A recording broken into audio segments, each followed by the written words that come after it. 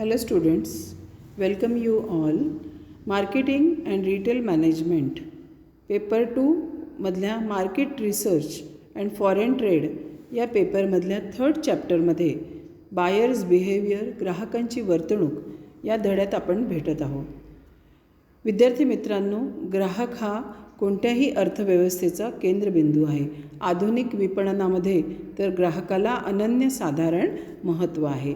त्यामुळे ग्राहकाच्या गरजा लक्षात घेऊन त्याची पूर्तता कशा प्रकारे केली जाऊ शकते यावर व्यवसायाचे यश अवलंबून असते. आपण आधी पाहिलेच आहे की पूर्वीचा काळ असा होता की वस्तूची मागणी जास्त होती आणि उत्पादन त्या मानाने कमी होतं. त्याच्यामुळे काय होतं की त्यामुळे ग्राहक कुठलीही तक्रार न करता वस्तूची खरेदी करत असत. बाजारपेठ ही विक्रेत्याची बाजारपेठ म्हणून ओळखली जात होती. पण मात्र जागतिकीकरण आणि मुक्त अर्थव्यवस्थेच्या प्रभावामुळे खुल्या अर्थव्यवस्थेला चालना मिळाली आणि याचा परिणाम म्हणजे आज ग्राहकाला कोणतीही वस्तू खरेदी करायची झाल्यास त्याकरता त्याला अनेक पर्याय उपलब्ध आहे. विद्यार्थी मित्रांनो, 1991 साली 1991मध्ये आपल्या भारताने पण खुल्या अर्थव्यवस्थेचा पर्याय स्वीकारला, CTBT करारावर स्वाक्षरी करून. आणि त्याच्यामुळे काय झालं की पूर्ण जग हे एक बाजारपेठ बनली. कुठल्याही देशातील माल दुसऱ्या कोणत्याही देशात आता कुठल्याही बंधना न घालता विकता येऊ शकतो. त्याच्यामुळे बाजारपेठेमध्ये प्रचंड स्पर्धा निर्माण झाली. व्यावसायिक बाजारपेठेचे आपले स्थान टिकवून ठेवण्यासाठी सतत प्रयत्न करताना आपल्याला दिसतात. या परिवर्तनामुळे आज बाजाराला ग्राहकाची किंवा खरेदीदाराची बाजारपेठ म्हणून संबोधले जाते आणि म्हणूनच ग्राहकाला खूप महत्त्व आलेले आहे आणि ग्राहक हा बाजारपेठेचा राजा समजला जातो. आणि म्हणूनच विपणन प्रक्रियेमध्ये ग्राहकांच्या वर्तणुकीचा अभ्यास हा या अत्यंत महत्त्वाचे स्थान दिले गेले आहे. आज व्यवसाय संस्था ग्राहकांच्या गरजांसोबत त्यांच्या मानसिक स्थितीचाही अभ्यास करतात आणि त्यांना आवश्यक असणाऱ्या वस्तू आणि सेवा पुरवून त्यांचे मन जिंकण्याचा प्रयत्न करतात. व्यवसाय संस्थांना विपणन कार्याचे नियोजन करताना ग्राहकांच्या आवडीनिवडी, सवयी, स्वभाव, वृत्ती, मते, अभिरुची, व्यवहारातील बदल या सर्व बाबी लक्षात घ्याव्या लागतात.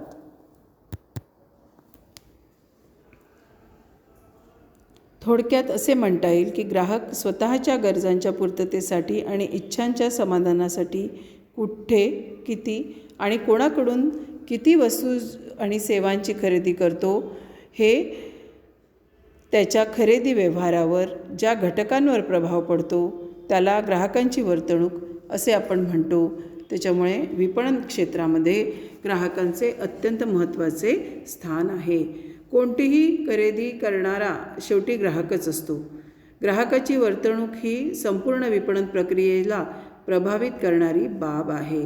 आणि आपला समाज म्हणजे काय, सगळेच खरेदीदार आहेत, सगळेच ग्राहक आहेत. प्रत्येक व्यक्तीला काहीतरी वस्तू खरेदी करावीच लागते आपले जीवन जगण्यासाठी. फक्त त्यांची आर्थिक स्थिती आणि मानसिक स्थिती बघून ते वस्तूची खरेदी करत असतात.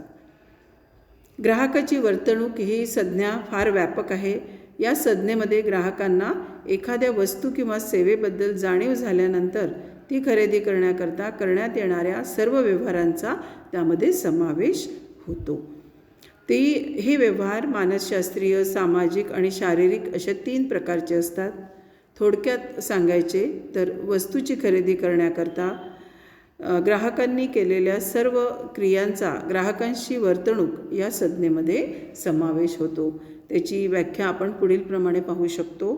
प्रत्येक ग्राहकाच्या वैयक्तिक वस्तू किंवा सेवा खरेदी करण्याच्या व सेवा खरेदी करण्याच्या सवयी म्हणजेच उपभोक्त्याचे किंवा ग्राहकाचे वर्तन होय.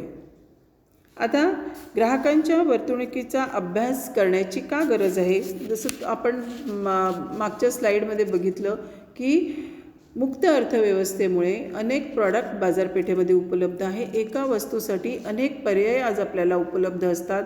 त्याच्यामुळे उत्पादकांमध्ये स्पर्धा वाढलेली आहे आणि त्याच्यामुळे ग्राहकाला आपण आपल्याकडे कसं केंद्रित करू शकतो, तर त्याच्यासाठी त्याच्या मानसशास्त्राचा किंवा त्याच्या वागणुकीचा अभ्यास करणे, सूक्ष्मरित्या अभ्यास करणे गरजेचे आहे. त्याच्या ह्याच्यावर मानसिकतेवर किंवा त्याच्या प्रवृत्तीवर प्रभाव पाडणारे घटक हे पुढीलप्रमाणे सांगता येतील. बाजारपेठेमधील विभिन्नता. समाजातील प्रत्येक व्यक्ती ही इतरांपेक्षा भिन्न असते. देशामधील बाजारपेठेचे स्वरूप पाहिल्यास प्रत्येक बाजारपेठ ही आपल्याला इतर बाजारपेठेंपेक्षा वेगळी दिसते. इव्हन आपण आपल्या गावातली जरी बाजारपेठ पाहिली तरी आपण प्रत्येक एरियात फिरलो तर आपल्याला ग्राहकांचा आर्थिक स्तर आणि सामाजिक स्थिती याच्यावरून बाजारपेठा पण आपल्याला वेगवेगळ्या दिसू शकतात. आपल्या नागपूरला जर आपण पाहिलं तर आपण सदर भागाकडे गेलो तर आपल्याला थोडी वेगळ्या प्रकारची बाजारपेठ दिसते.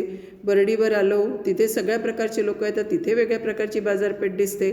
तर अशा प्रकारे जसे ग्राहक ज्या भागाला राहतात त्याप्रमाणे बाजारपेठ असते. त्याच्यामुळे बाजारपेठेमध्ये नेहमी आपल्याला विभिन्नता दिसून येते आणि त्याच्यामुळे तिथे विकल्या जाणाऱ्या वस्तू ह्या वेगवेगळ्या असतात. नंतर दुसरा मुद्दा आहे बाजारपेठेतील तीव्र स्पर्धा. आजची बाजारपेठ ही स्पर्धायुक्त बाजारपेठ आहे, हे तर आपण पाहिलेलेच आहे. त्याच्यामुळे आणि काही घटक असे आहे की ज्याच्यावर बाजारपेठेशी निगडीत असलेले घटक त्याच्यावर उद्योजकाला नियंत्रण ठेवता येत नाही आणि त्याच्यामध्ये प्रामुख्याने ग्राहकांच्या क्रयप्रेरणांचा आणि क्रय व्यवहारांचा समावेश होतो. क्रय म्हणजे खरेदी, म्हणजे प्रत्येक खरेदी असते त्याच्यामागे काहीतरी प्रेरणा असते, हे आपण बघितलेलंच आहे.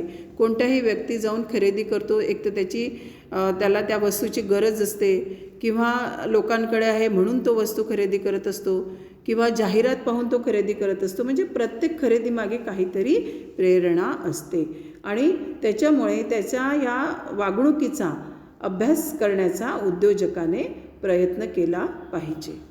तिसरा घटक आहे विपणन धोरणे आणि कार्यक्रमांवर परिणाम. एखाद्या व्यवसायाने आखलेले धोरण आणि विपणनाचे कार्यक्रम आणि ग्राहकांचे वागणूक याचा परस्पर ठराविक मर्यादेपर्यंत परिणाम होत असतो. ग्राहकांच्या ज्या विशिष्ट वर्गाने वस्तू खरेदी करावी अशी अपेक्षा असते त्या वर्गाची क्रयशक्ती, आर्थिक व सामाजिक स्थिती, अपेक्षा, आवडी, प्राधान्यक्रम, वस्तू रोख किंवा उधारेने खरेदी करण्याची वृत्ती या बाबी उद्योजकाने विचारात घेतल्या पाहिजे. म्हणजे आपण जी वस्तू निर्माण करतो आहे तो कोणत्या वर्गातला व्यक्ती ती वापरू शकतो, की गरीब वर्गातला वापरू शकतो, मध्यम वर्गातला वापरू शकतो, की श्रीमंत वर्गातील ती व्यक्ती ती वस्तू खरेदी करू शकते, याचा उत्पादकाला याची पूर्ण कल्पना असते आणि त्यानुसारच त्यांनी त्या वस्तू बनवलेल्या असतात. त्याच्यामुळे ग्राहकांच्या वागणुकीचा योग्यरित्या अभ्यास करून त्यांना आपले विपणनाचे धोरण म्हणजे वस्तू किती विकल्या जातील विशिष्ट काळामध्ये आणि कोणत्या वस्तू कधी बाजारपेठेत आणायच्या आणि विपणन कार्यक्रम म्हणजे निश्चित प्रकारचा एक निश्चित स्वरूपात आखणी केलेली असते. तर अशा प्रकारचा जो अभ्यास असतो तो विपणन धोरणे आणि कार्यक्रमावर ग्राहकांच्या वागणुकीचा हा परिणाम होत असतो. आता आपण पाहणार आहोत ग्राहकांच्या वर्तणुकीचे महत्त्व. तर विद्यार्थी मित्रांनो, आपण आता पाहिलं आहे की ग्राहकाला कितीतरी महत्त्व आहे बाजारपेठेमध्ये आणि त्याला अनेक चॉईसेस, अनेक ऑप्शन्स उपलब्ध आहे बाजारपेठेत. आपणही समजा एखादी वस्तू खरेदी करायला गेलो आणि समजा आपल्या खिशामध्ये काही लिमिटेड अमाऊंट आहे आणि आपल्याला ती वस्तू खरेदी करायची आहे, तर त्याच्यात बसेल एवढीच आपण वस्तू खरेदी करतो आणि परत त्याच्यावरही समजा एखादी वस्तू खूप आवडून गेली तर आपण कदाचित थोडे पैसे जास्त पण त्याच्यात टाकू शकतो. म्हणजे पूर्णपणे जो ग्राहक असतो त्याच्या वागणुकीवर किंवा त्याची मानसिक स्थिती काय आहे याच्यावर अवलंबून असतं. तर आता आपण ग्राहकांच्या वागणुकीचे महत्त्व पाहू. तर ग्राहक वर्तणूक निश्चित करण्यासाठी कोणते घटक महत्त्वाची भूमिका बजावतात हे आपणास समजते. म्हणजे हे जो विक्रेता असतो त्याला लक्षात आलंच पाहिजे, तसं त्यांनी अभ्यास केला पाहिजे. ग्राहक खरेदी प्रक्रिया कशा प्रकारे निश्चित करतो हे कळून येईल. उदाहरणार्थ, ग्राहक नित्योपयोगाच्या वस्तू व भांडवली वस्तू करता वेगवेगळ्या प्रक्रिया उपयोगात आणत असतो. ग्राहक वर्तणुकीच्या अभ्यासातून या प्रक्रिया तो कशा प्रकारे निश्चित करतो त्याला प्रभावित करणारे कोणते घटक आहे हे समजू शकतं. आपल्या रोजच्या वापरण्याच्या ज्या वस्तू असतात, आपले ब्रँड ठरलेले असतात आणि कदाचित आपण वस्तूची किंमत कमी असेल तर दुसरी वस्तू पण घेऊ शकतो आपण, म्हणजे ग्राहक. तर अशा वेळेला आणि काही वस्तू अशा असतात की ज्याची वन टाईम इन्व्हेस्टमेंट असते, जसं फ्रीज आहे, नंतर वॉशिंग मशीन आहे. तर अशा वेळेला काय होतं की त्या वस्तूचा पूर्ण अभ्यास करून त्याचं कामकाज कसं चालतं हे बघून मग ग्राहक ती वस्तू घेत असतो. तिसरं आहे, ग्राहकाला गरजेची जाणीव कशा प्रकारे होते, कोणते घटक किंवा व्यक्ती त्यामध्ये आपली भूमिका बजावतात हे आपल्याला लक्षात येईल. ग्राहकाला वस्तूची गरज वाटली आणि कशा प्रकारे ती जाणीव आहे. तसं तर पाहिलं तर मानवाच्या गरजा ह्या अत्यल्प आहे, पण तरीही आपण ज्या समाजात राहतो, आजूबाजूचे राहणारे लोक, त्यांचा वागणुकीचा आपल्या मनावर, आपल्या म्हणजे ग्राहकांच्या मनावर परिणाम होत असतो आणि मग एखाद्या वस्तूची आपल्याला अशी खूप गरज वाटू लागते आणि ती वस्तू आपण खरेदी करायला जातो. मग त्या गरजेची तीव्रता किती आहे तर हे उत्पादकाला समजणं आवश्यक आहे ग्राहकांच्या वागणुकीचा अभ्यास करताना. सर्वच व्यवसाय संस्था ग्राहकांना त्यांच्या वस्तूकडे आकर्षित करण्याचा प्रयत्न करीत असतात. त्याकरता प्रलोभनाची निरनिराळी साधने उपयोगात आणली जातात. ग्राहक वर्तनाच्या अभ्यासाच्या माध्यमातून कोणते साधन अधिक प्रभावशाली ठरू शकेल याचा उलगडा होतो. जे टेलिव्हिजनवर जाहिरात करायची, इंटरनेटवर जाहिरात करायची किंवा काही सूट द्यायची, काही दिवाळी आली, मोठे सण आले, न्यू इयर आलं, अशा वेळेला पेपरमध्ये जाहिरात देऊन ग्राहकांना कसं आकृष्ट करता येईल हे बघणे. नंतर आधुनिक तंत्रज्ञानाच्या साहाय्याने आज मोठ्या प्रमाणावर उत्पादन करणे शक्य झाले आहे. त्याच्यामुळे काय होतं की अनेक प्रकारच्या वस्तू आपल्याला बाजारपेठेत दिसून येतात. उत्पादकाची संख्या वाढली आहे आणि त्यांच्यामध्ये तीव्र स्पर्धा निर्माण झाली आहे. त्याच्यामुळे साहजिकच वस्तूची विक्री वाढवणे आणि टिकवणे आता अवघड बनले आहे. परिणामी ग्राहकांची वर्तणुकीचा अभ्यास करणे आणि त्यांचे समाधान करणे हे आवश्यक आहे. पुढचा मुद्दा आहे, आजच्या स्पर्धायुक्त बाजारात ग्राहकांसमोर अनेक पर्याय उपलब्ध आहे हे आपल्याला माहितीच आहे. ग्राहक संस्थेच्या व स्पर्धकाच्या वस्तू व सेवांचे कशा प्रकारे विश्लेषण करतो हे पण आपल्याला ग्राहकाच्या वागणुकीतून समजू शकतं. नंतर आपल्याला हेही ओळखता आलं पाहिजे की ग्राहकांच्या भविष्यातल्या काय गरजा असू शकतात आणि त्या जाणून घेऊन त्या प्रकारे वस्तूचं उत्पादन करता येतं.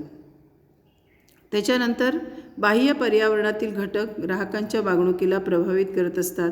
बाह्य पर्यावरणातील सर्व घटकांचा एकंदरीत प्रभाव ग्राहकांच्या वागणुकीवर कशा प्रकारे होऊ शकतो हे आपल्याला समजतं. बाह्य पर्यावरण म्हणजे एकंदर परिस्थिती, कशा प्रकारची परिस्थिती बाजारपेठेत आहे त्याचाही परिणाम. आता जसा सध्या कोरोना काळ सुरू आहे, तर त्यावेळेला अशा परिस्थितीमध्ये लोक कुठल्या वस्तूची खरेदी करतील हे याचा अभ्यास करणे आवश्यक आहे. ग्राहकाच्या वर्तणुकीचा अभ्यासाचा उपयोग व्यवसाय संस्था त्यांची विपणन धोरणे आखण्यात, कार्यक्रम ठरवण्यात व कार्यप्रणाली विकसित करण्यासाठी करतात. तर एकंदर विद्यार्थी मित्रांनो, ग्राहकाच्या वागणुकीचा अभ्यास केल्याशिवाय आजच्या ज्या आधुनिक काळामध्ये कुठलाही उत्पादक हा टिकू शकत नाही किंवा सक्सेसफुल होऊ शकत नाही. तो आपल्या वस्तूची विक्री सक्सेसफुली करू शकत नाही.